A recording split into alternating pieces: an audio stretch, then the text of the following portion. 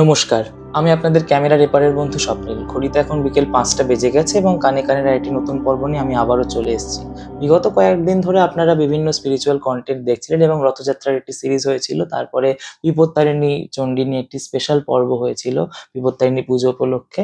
তবে আজকে একটু স্বাদ বদলের জন্য কানে কানের একটি ভিন্ন স্বাদের এপিসোড নিয়ে আপনাদের কাছে চলে আসছি। সেটা স্পিরিচুয়াল কন্টেন্ট নয়, একটু অন্যরকম। কারণ এখানে আমরা বলেছিলাম আগেই যে আমরা বিভিন্ন অনুভূতি নিয়ে কথা বলবো, তার সঙ্গে সঙ্গে আধ্যাত্মিকতা নিয়েও আমরা বিভিন্ন মতামত এবং ভাবাদর্শ শেয়ার করব। আগেই বলে রাখি, এটি কোনো রকম জীবন দর্শন বা জ্ঞান দেয়ার বা জ্ঞান শেয়ার করার প্ল্যাটফর্ম নয়। রাদার এটা এমন একটা জায়গা যেখানে আপনি আমাদের বেসিক অনুভূতিগুলো এবং আধ্যাত্মিকতা থেকে আমরা যে শিক্ষাগুলো পাই সেগুলো নিয়ে একটি সুন্দর মোমেন্ট তৈরি করতে পারি, একটি সুন্দর আড্ডার মহল ক্রিয়েট করতে পারি। কারণ আমি আগেই বলেছি, আবারও বলছি যে আমরা কিন্তু এখানে আপনাদের সঙ্গে আড্ডা মারতে এসেছি। কারণ ক্রমশ সেই আগেকার দিনে চায়ের দোকানে আড্ডা হতো, পাড়ায় আমরা সবাই মিলে গল্প করতাম, সেগুলো তো হারিয়ে যাচ্ছে। তাই হয়তো এখন ভার্চুয়াল প্ল্যাটফর্মটাই সেটার একটা নতুন মাধ্যম। তো যাই হোক, যারা আমার সঙ্গে আপনাদের এই অনুভূতি ভাগ করে নিতে চান বা আমার সাথে এই পডকাস্টে এসে গল্প করতে চান, তারা আমাকে অবশ্যই মেল করতে পারেন table2026@gmail.com এ। এবং আপনারা এই চ্যানেলটিকে সাবস্ক্রাইব করে পাশে থাকবেন এবং আপনাদের বন্ধু বান্ধব আত্মীয় পরিজনের কাছে এটি ছড়িয়ে দেবেন, যাতে আমরা আরো পরিবারের সংখ্যা বৃদ্ধি করতে পারি এবং আমরা আমাদের নিজস্ব অনুভূতিগুলো সকলের সাথে ভাগ করে নিতে পারি। তাই বেশি বকবক না করে শুরু করা যাক আজকের বিশেষ পর্ব, দাম। দাম শব্দটা শুনলেই আমাদের সবার প্রথম যেটা মাথায় আসে সেটা হলো মিডিয়াম অফ এক্সচেঞ্জ। সেই মনে আছে আমরা হিস্ট্রি বইতে পড়েছিলাম যে প্রাচীনকালে আমরা জিনিসের বিনিময়ে জিনিস আদান প্রদান করে জিনিসপত্র পেতাম। তো সেটা হয়তো এখন আর ওই এক্সচেঞ্জ অফ গুডস কনসেপ্টটা নেই। সেই জায়গায় এখন আমরা পয়সা কড়ি দিয়ে জিনিসপত্র কিনি বা কেনা বেচা করি। কিন্তু ব্যাপারটা কিন্তু সেই এক, জিনিসের মূল্যায়ন করা বা জিনিসের মূল্য দেয়া। তবে একটা কথা একটু গভীরভাবে দেখুন তো, দাম কি শুধুমাত্র জিনিসের হয়, মানুষের হয় না? অবশ্যই হয়। কারণ যেকোনো সম্পর্কই কিন্তু দাঁড়িয়ে থাকে দুটি জিনিসের ভিত্তিতে। একটি হলো বিশ্বাস এবং দ্বিতীয় হলো মূল্যবোধ। কারণ মূল্যবোধ আমাদের থাকে বলেই কিন্তু আমরা মানুষ, তাই না?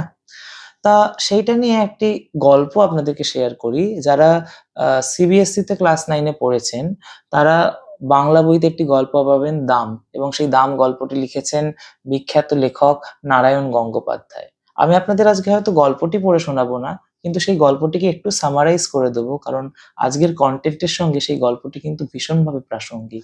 দাম গল্পটি শুরু হয় একটি ক্যারেক্টারকে দিয়ে, যার নাম হলো সুকুমার। সুকুমার হচ্ছে এখানে একজন স্কুলের ছাত্র, যে তার অঙ্কের মাস্টার মশাইকে ভীষণ ভয় পায়। এবং শুধু সে নয়, তার ক্লাসের যত ছেলে মেয়ে আছে প্রত্যেকেই ভয় পায় তাদের অঙ্কের মাস্টার মশাইকে। তার কারণ হলো মাস্টার মশাই ভীষণ কড়া, মারধরও করেন এবং তার শাসনের দাপটে প্রায় ভয় অস্থির হয়ে উঠেছে পুরো ক্লাসের সকল ছেলেমেয়েরা। এবং যারা অঙ্কে 100-100 পায় তারাও সেই মাস্টার মশাইকে ভীষণ ভয় পায়। এবার ব্যাপার হলো, সুকুমার একে তো অঙ্ক পারে না, আর যতটুকু সে অঙ্ক করার চেষ্টা করে সেই মাস্টার মশাইয়ের ভয়েতে সেই অঙ্কটিও তার ভুল হয়ে যায়। অবশেষে স্কুলের গণ্ডি পেরিয়ে কলেজের গণ্ডি পেরিয়ে সুকুমার আজ জীবনে প্রতিষ্ঠিত এবং সে আজ একজন লেখক। তাই তার কাছে একটা পত্রিকা থেকে একটি অফার এসছে যে সেই লেখক সুকুমারের ছেলেবেলার কোনো উল্লেখযোগ্য ঘটনা বা কোনো অভিজ্ঞতা নিয়ে একটি লেখা পত্রিকায় দিতে। তা সুকুমার ভাবছে যে আমার জীবনে তো এমন কোনো উল্লেখযোগ্য ঘটনা নেই যা পাঠকদের মন কাড়বে, তাই কি দেয়া যায়। তো পত্রিকার কর্তৃপক্ষ বারবার জোর করলে তখন সে ভাবে যে বেশ, তাহলে একজনকে নিয়ে লেখা যাক। এবং তিনি আর কেউ নয়, সেই অঙ্কের মাস্টার মশাই, যিনি ভয় দিয়ে শাসন করে জোর করে অনেককে অঙ্ক শেখানোর চেষ্টা করেছেন, কিন্তু পারেননি। কারণ তার গল্পের মূল ভাবই হলো যে গাধাকে পিটিয়ে ঘোড়া করা যায় না, উল্টে গাধাই পঞ্চত্ব পায়। এমনটি আপনাদের বললাম, সুকুমারের লেখার মূল উদ্দেশ্যও তাই, যে কোনো কিছু কাউকে দিয়ে জোর করে করানো যায় না। আর জোর করে করানো যায় না বলেই কিন্তু সুকুমারকে আজকেও তিনি ঠিক করে অঙ্ক শেখাতে পারেননি। এবং সুকুমার হেসে বলছে যে আমাকে তো এখন, মানে আমার নিজেরই এখন সন্দেহ হয় যায় 2 এ 2 4 হয় কিনা, সেটাও এখন মাঝে মাঝে মনে হয় মাস্টার মশাইয়ের জন্য ভুলে গেছি। তা এটি ছিল তার গল্পের মূল বক্তব্য। এবং সেই পত্রিকা পরবর্তীতে সেই লেখাটি দেওয়ার কারণে তিনি 10 টাকা মানে সুকুমার 10 টাকা পায় আর কি। সুকুমার ভাবে যে যাক, মাস্টার মশাই থেকে তো জীবনে কিছুই পাইনি, এটি আমার নগদ লাভ, এটাই মাস্টার মশাইয়ের থেকে আমার একটি দাম, যেটি আমি পেয়েছি, একটি শেষ সঞ্চয়। কারণ মাস্টার মশাই তো সারা জীবন শাসন করে গেছেন, সারা জীবন তিরস্কার করেছেন, মারধর করেছেন, তা আমার তো কিছু পাওয়া হয়নি তার কাছ থেকে, তাই শেষ সঞ্চয় মাস্টার মশাইয়ের কাছ থেকে এই 10 টাকাটা, যেটি তাকে নিয়ে লিখে আমি উপার্জন করেছি। তা সেই লেখাটি পত্রিকায় দেওয়ার পর অনেকদিন কেটে গেছে, সেই 10 টাকা পেয়ে সুকুমার বেজায় খুশি। আর এখন আস্তে আস্তে সুকুমার আরেকটু বৃদ্ধ হতে চলেছে আর কি। আর তাই এখন সে তার লেখার কথাটাও ভুলে গেছে, আর সেই মাস্টার মশাইয়ের কথাও ক্রমশ ক্রমশ ভুলে গেছে। এবার এর মধ্যে ঘটেছে আর একটা ঘটনা, সেটি হচ্ছে সুকুমারকে বাংলাদেশের একটি কলেজ থেকে লেখক হিসাবে ডাক দিয়েছে একটি বক্তৃতা রাখার জন্য। যাই হোক, সুকুমার সেই কলেজে বক্তৃতা দিতে গেছে এবং বক্তৃতা দেওয়ার পর জোরে হাততালি পড়েছে। আর তখন ঘটলো আরেকটি অদ্ভুত ঘটনা। বাংলাদেশের সেই কলেজের যে হলটিতে সুকুমার বক্তৃতা রেখেছিল, তো তার বক্তৃতা শেষ হওয়ার পর হলের বাইরে থেকে একজন ভদ্রলোক সুকুমারকে ডেকে পাঠিয়েছেন। আর তিনি নিজে আসতে চাইছেন না, কিন্তু সুকুমারের সঙ্গে সাক্ষাৎকার করতে চাইছেন। তা সুকুমার সেই ভদ্রলোকের আবাহনে সেইখানে গেছেন, আর গিয়ে দেখছেন যে একজন রোগা লম্বা চুল ভদ্রলোক, মানে সাদা চুল, আর সে তাকে সুকুমার বলে সম্বোধন করছে।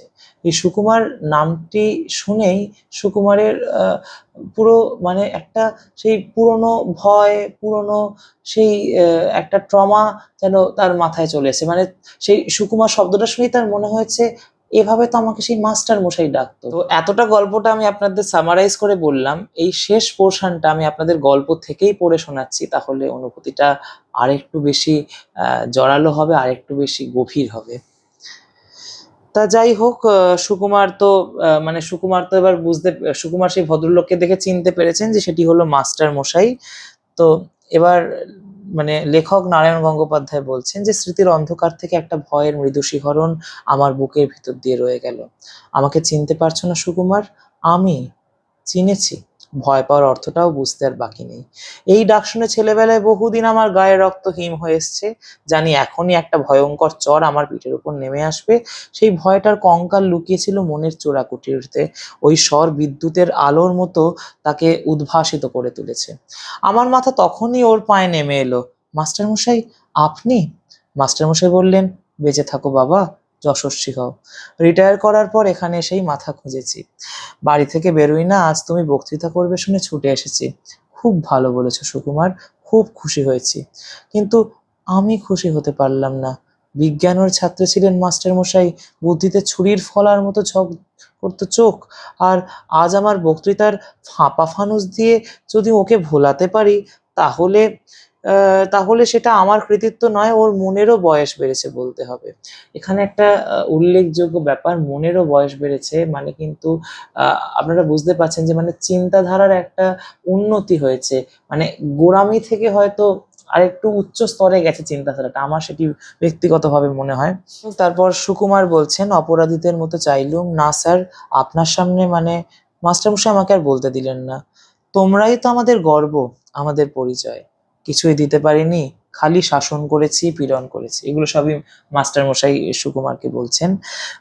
বলতে বলতে জামার পকেট থেকে বের করলেন শত ছিন্ন এক জীর্ণ পত্রিকা। একদিন আমার ছেলে এইটি এনে আমাকে দেখালে, পড়ে আনন্দে আমার চোখে জল এলো। কতকাল হয়ে গেল, তবু সুকুমার আমাকে মনে রেখেছে, আমায় নিয়ে গল্প লিখেছে। সকলকেই লেখা আমি দেখাই, বলি দেখো আমার ছাত্র আমাকে অমর করে দিয়েছে। মুহূর্তে আমার জিভ শুকিয়ে এলো, লজ্জায় আত্মগ্লানিতে আমার মাটিতে মিশে যেতে ইচ্ছা করলো। একটা কিছু বলতে চেষ্টা করলুম, কিন্তু মুখে কথা ফুটলো না।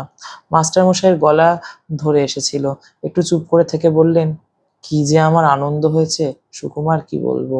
তোমার এই লেখাটা সব সময় আমার সঙ্গে সঙ্গে থাকে। তো একজন বলে, যেমন ধরে ধরে মারতেন তেমনই বেশি শুনিয়ে দিয়েছে আপনাকে। আমি বলি, শোনাবে কেন, কত শ্রদ্ধা নিয়ে লিখেছে। আর সত্যিই তো, অন্যায় যদি করেই থাকি, ওরা ছাত্র, ওরা সন্তান, বড় হলে সে অন্যায় আমায় শুধরে দেবে। জানো সুকুমার, আনন্দে তোমাকে একটা চিঠিও লিখেছিলাম, কিন্তু পাঠাতে সাহস হয়নি। তোমরা এখন বড় হয়ে গেছো, এখন আর বলতে পারলেন না।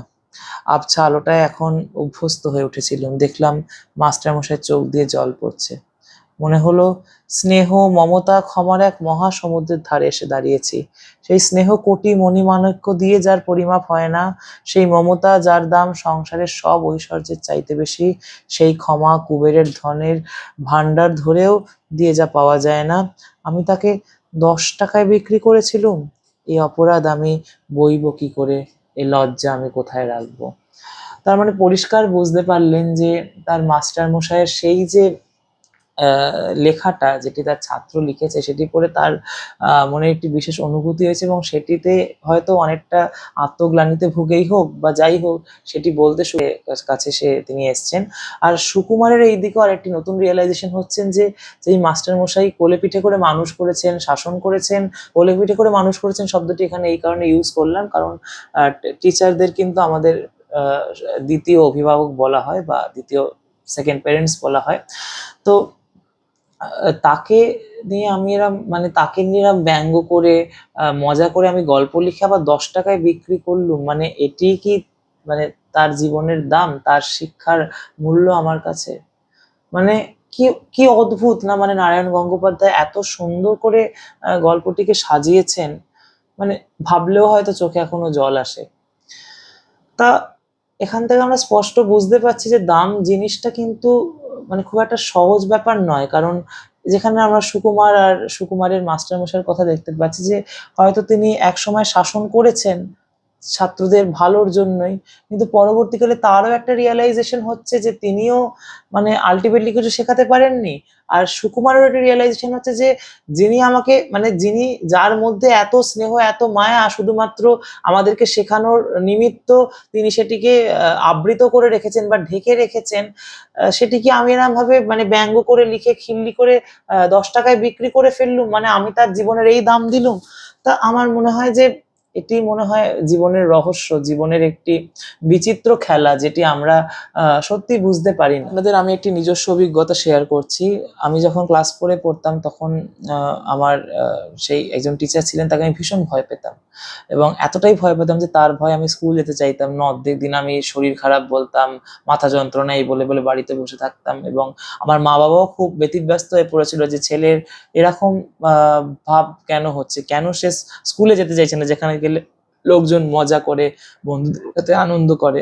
তো যাই হোক, পরবর্তীকালে যখন স্কুলের এক্সিবিশনে গেছি, স্কুলের টিচারদের সঙ্গে দেখা হয়েছে, ওনার সঙ্গেও দেখা হয়েছে, ওনাকে যখন পা ছুঁয়ে প্রণাম করেছি, তখন ওনার মধ্যে যে মমতা, যে স্নেহ, ভালোবাসা দেখেছি, তখন সত্যিকারেরই মনে হয়েছে যে সেদিনকার শাসনগুলো হয়তো আমাদেরকে একটু কঠোর করার জন্য, বাস্তবের সঙ্গে নিজেদেরকে লড়াই করবার জন্য তৈরি করা হয়েছিল। কিন্তু পরবর্তীকালে শুধু নয়, সারা জীবনই আমরা তো তাদের ছাত্র-ছাত্রী সকলে, তাদের মনের মধ্যে কিন্তু আমাদের জন্য স্নেহ, মায়া সমস্ত কিছুই সঞ্চিত আছে। তারা ভালোবাসতেন বলেই হয়তো আমাদের শাসন করতেন, নিজেদের মতো করে দেখতেন। যেমনটি আপনাদেরকে বললাম যে আমাদেরও প্রত্যেকের চেষ্টা করা উচিত যে যেকোনো সম্পর্কে হোক, ভালোবাসা হোক, বন্ধুত্ব হোক কিংবা গুরুজনদের প্রতি শ্রদ্ধা দেখানোর হোক, সেখানে আমরা যেন আমাদের সঠিক মূল্যায়নটি করতে পারি। কারণ মূল্যায়ন আমরা সত্যিই আজকালকার দিনে করতে পারি না। আমরা ভীষণভাবে না সকলের থেকে ডিট্যাচ হতে চাই এবং ডিট্যাচ হওয়ার ফলে আমরা মানে ডিট্যাচ হতে চাই কিন্তু স্বইচ্ছায় না, আমাদের নিজেদের স্বার্থ সিদ্ধির জন্য। আর সেই করতে করতে আমরা অনেক সময় নিজেদেরকে মানে কি বলবো, নিজেরা আমরা সঠিক মানুষের মূল্যায়ন করতে পারি না। যারা হয়তো সত্যিকারের জন্য আমাদের ভালোবাসেন, সত্যি ভালো চায়, তাদের উপর আমাদের অনেক সময় রাগ হয়। অনেক সময় আমরা ভাবি যে তারা কেন এটি করছেন? বিশেষ করে মা-বাবার ওপর অনেক সময় খুব ভালো জেনুইন বন্ধু যদি থাকে যে আপনাকে সঠিক পথ দেখাবে, তাদের উপরও এই ব্যাপারটা হয় এবং নিজের স্ত্রী, স্বামী এদের প্রতি তো হয়ই। মনোমালিন্য, অভিমান লেগেই থাকে। কিন্তু আমার মনে হয় যদি আমরা একটু মানুষকে সময় দিই, একটু মানুষের সাথে ভালোভাবে কথা বলি এবং একটা সেটেলমেন্ট করার জায়গাতে আসি, হ্যাঁ, সবসময় হয়তো সেটি পসিবল হয় না। অনেক ক্ষেত্রে সিচুয়েশন আলাদা, মানুষ টু মানুষ ভ্যারি করে।